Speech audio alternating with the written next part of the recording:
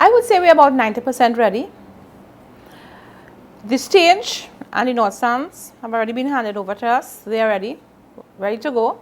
But we do have some infrastructure going up around the Savannah and in other areas like Adam Smith Square, Victoria, South, because we're responsible for several venues, not just the Savannah.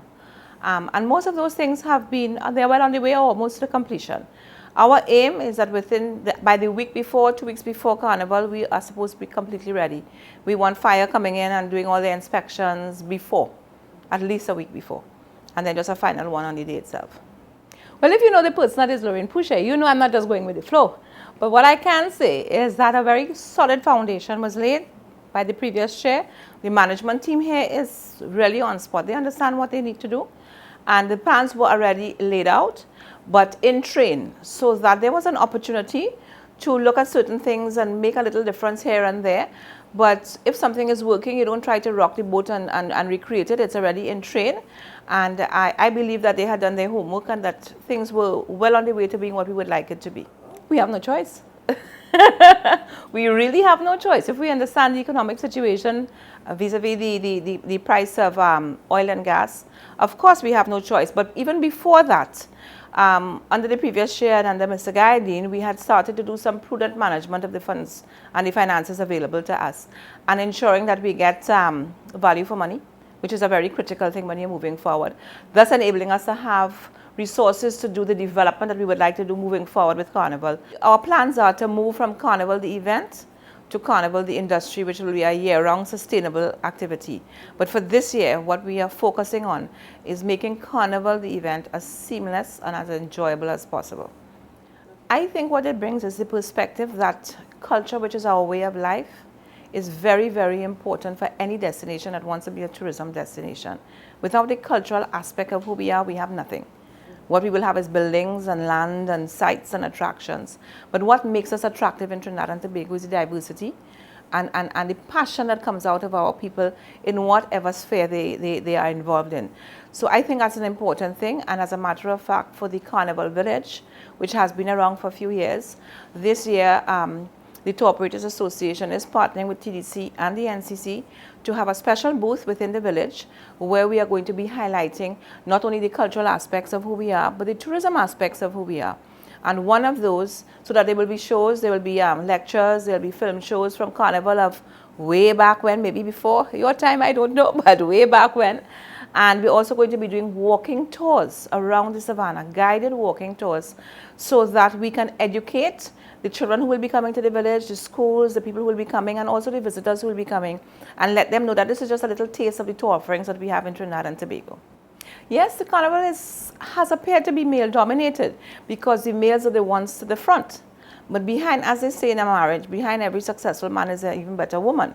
And what I have seen in the management and the organization of most of the organizations that are involved in Carnival, there's a powerful female force, but they tend to be in the background, moving things forward. And we're the workers. We are the workers. And for me, I don't see it as really a challenge because I accept people for who they are. I work with their strengths and I minimize their weaknesses, as I hope they will do with me. And I think together as a team within the industry and the management team that we have in NCC, that the future is looking very bright. And once we communicate with each other and cooperate and respect each other, I don't think that we should have a problem. I want everybody in the world to say, for them to truly experience Carnival, they must come to Trinidad and Tobago. That is number one. Secondly, if they intend to have Carnival in their various areas, whether it's a city or a village or a town or a country, that any advice they need, any expertise that they need, they will come to Trinidad and Tobago to get that, so that our people will get employment year-round. Okay? I also want to see us being able to produce our own costumes in Trinidad and Tobago. That is something that I'm very passionate about, because I believe our people are so creative. And this mass production of costumes, what it has done is, I think, somehow taken away a little bit of our creativity, because it's more, we focus on more the expediency of the mass production rather than the creative aspect. And I think we need to start to bring that back in, because if we don't, we will lose it. And what we want is not to lose it. And I would just like to mention here that the regional carnivals have workshops for the kids all around this country in the various regions, where the focus is, through the deputy chair, the focus is on teaching the young ones how to make the traditional costumes, like the Dame Lorraines and the peregrinades and so on. And that is a very important aspect. We even hope to have within the villages a little booth where the young ones who have passed through that process will be coming here to train other young ones how to make those costumes, because that's how we're going to keep on handing on the traditions. If we don't, we will lose it. Well, actually we've started changing just by you asking me that question, because it means that you are aware that it is happening and you are in the media. So what we need to do is to continue to have this change management that we are planning and working on now, so that people will understand and appreciate that Carnival takes place in every part of Trinidad and Tobago. Our focus has always been on Port of Spain because it's the big stage, everybody wants to cross the big stage, and most of the visitors from abroad will come into that area.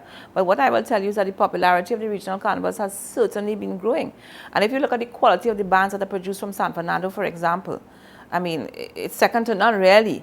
It's just that it's in a smaller scale and it's in the second city of Trinidad and Tobago.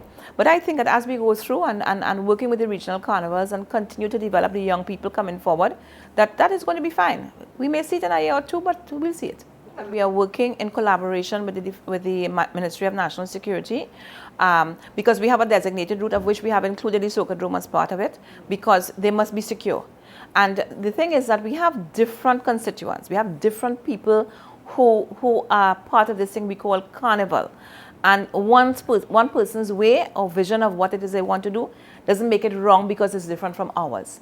So therefore, we need to embrace everybody as much as we can, but ensure that in the end, the holistic experience is what it should be. My favorite carnival memory is going down Aripita Avenue, hearing this tune. I can't even remember who was the person who sang it, but this music suite. And that tune evoked everything that is Trinidad and Tobago, everything that represents who we are. And really and truly, what we need to understand as a people, we don't need to be drunk and whining and jamming on Carnival Day, you know. We just need to listen to the music of our people, and that will give us enough of the whatever you want to call it, that we need to truly experience Carnival and to enjoy it. And I want to tell you, as we talk about that, one of the things that has always been a cause concern was the access to the savannah and that bottleneck. And this year we are really, really focusing on creating an opportunity and enhancing the masquerader experience, because masqueraders come to entertain us. They're enjoying themselves, yes, but they're also entertaining us.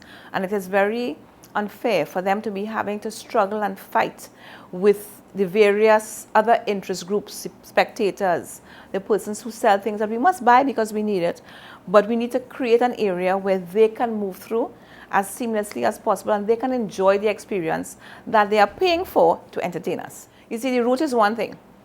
Making a decision on the route and advising the population what that route is one thing, but actually the management of the route and ensuring that all stakeholders have the best possible experience on the route, that is what is critical. Just be part of the process, be safe, but support us, and in that process, we know that everybody will have a really nice Carnival 2015, because that is what we want.